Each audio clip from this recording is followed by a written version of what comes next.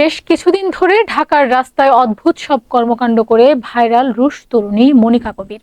কখনো হাঁটছেন, কখনো দৌড়াচ্ছেন, কখনো বা নাচছেন, কখনো বা হাত ভর্তি ব্যাগ নিয়ে ছুটে বেড়াচ্ছেন গুলশান বনানীর রাস্তায়। আবার কখনো তাকে দেখা যাচ্ছে মেট্রো রেল কিংবা ঢাকার রিকশায়। মনিকার এসব কর্মকাণ্ডে কেউ মুগ্ধ, কেউ বিস্মিত। ঢাকার পথঘাটে সত্যি অদ্ভুত সব কাজকর্ম করছেন মনিকা কবির।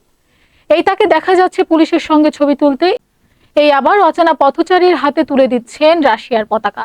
কখনো ঘুরে বেড়াচ্ছেন রিকশা ভ্যানে, আবার কখনো মাথায় ফুলের মালা জড়িয়ে নিচ্ছেন। আর এসবের ভিডিও ভাইরাল হচ্ছে সামাজিক যোগাযোগ মাধ্যমে।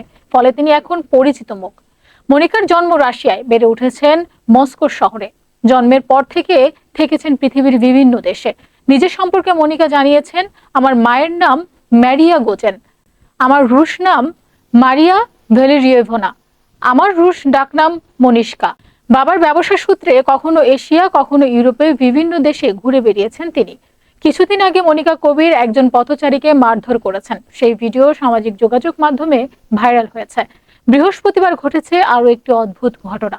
মনিকা কবির শপিং মলের নিচে একটি দোকানের সামনে অনেকটা খোলামেলা ড্রেসে ভিডিও করছিলেন। তখনই দোকানদার পানি ছুড়ে মারেন মনিকার দিকে। এতেই ক্ষিপ্ত হয়ে যান মনিকা। দোকানদারকে বলেন, এত সাহস কোথা থেকে আসে, পানি ছুড়ে মারলেন কেন? এ সময় মনিকা তার হাতের ফোন দিয়ে দোকানদারের ভিডিও করে রাখেন।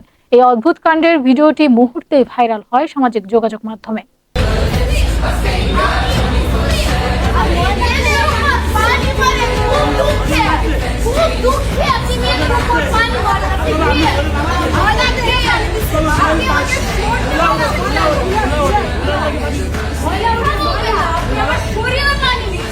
আমার ভিডিওতে সবকিছু রেকর্ড করা হচ্ছে।